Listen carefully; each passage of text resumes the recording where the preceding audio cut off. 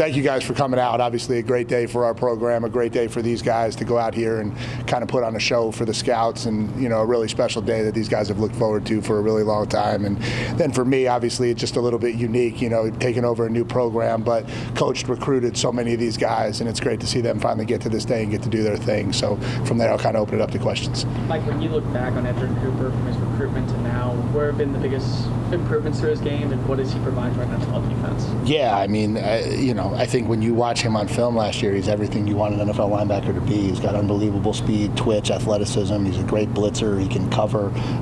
We saw a little bit of it my last year here when he was a true freshman, and I told him this last night. It's just great to see him grow into what he's become, and he's going to make some NFL franchise really proud that they drafted him for sure. What's it kind of like to go from guys like Coop and you kind of go off for a couple of years and come back and see the development over time and just like the transformation, I guess, from like before and after? Yeah, it's funny because I haven't seen a lot of them since I've been back, because after I got hired, a lot of them have been out training, getting ready for the combine and doing all those things. And so in the last 24 hours, it's been like a little bit of a reunion, to see Coop, to see Damani again, who I haven't seen in a while, to see Andre White come back, to see McKinley Jackson, just a lot of the guys that were kind of the anchors of that defense the last time I was here. And so, it's just awesome to see what they become, see them grow, and it'll be great to see them become great Aggies in the NFL for sure. Mike, what's your impressions of this facility, and what advantages does it give you having such a long field? Big place. Yeah, I think obviously there's a wow factor every time you walk into it, and I think it gives you the opportunity that when you come inside, you're not on top of each other. I think one of the things as a football program you get used to is when you're outside, you've got space for individual drills and to run offense and defensive units going in separate ways and having enough space to throw deep balls. And most people have indoors that are 100 yards, and so you get inside and you get on top of each other real quick, and you run out of space real quick. And I think building this the way we did it, I think it was really, really smart. It's extremely practical. And I think on the days where weather does force us inside, to know that you have enough room to still spread out and do the things you've got to do, it's almost like having two indoors in one. McKinley talked about he grew up on dirt roads and everything. He said this is kind of nice to play in. Yeah. How have you seen him grow over the years he's been here? Yeah, I still remember Elijah Robinson and I at a Waffle House with him and his family in Mississippi, trying to convince him that this was the right spot to be. And so, to see him get to where he's at now, and he obviously had an extremely productive career for us, played a couple years for me, and certainly continued that the last 2 years. And, again, it's nice to get to that point in his career where he's able to go out here and do what he's doing.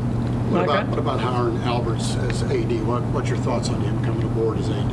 I think I'm excited that we got a football guy. I want him to play linebacker for us a little bit. I kind of talked to him a little bit about seeing if I could steal a few snaps for him. Obviously, no, just a tremendous amount of excitement to get a great leader, a great ex-football player, and I'm sure he'll be great for football as well as the rest of the sports in this department. Like I know it's not not a defensive player, so you didn't as much contact with him. But could you see, from your perspective, that early on that he'd be in a position like this today? Yeah, I think Ainias is so unique because he's got such versatility, right? And in the NFL the rosters get shorter, right? And so versatility matters an awful lot, and kids that can line up in a bunch of different spots. And he's always just been a football player, and I think you saw that in recruiting, right? He wasn't the most highly recruited kid in the class, but he was always a football player, and football always made sense to him. And when he came out very early on, you could see the twitch and the athleticism and his ability to separate and get open. And so, another one who I think will have a shot to be a really successful pro for sure.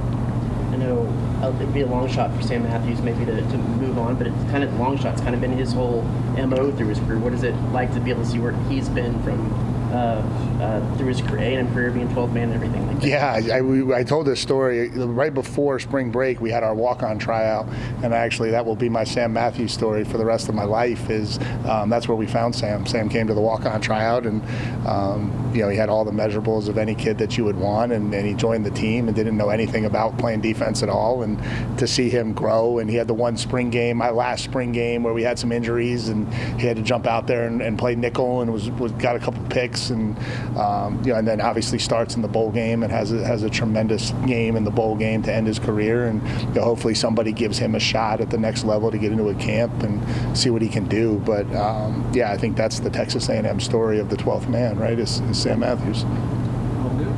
All right. Excellent. Thank you, guys. Appreciate you. Thank Yep. you.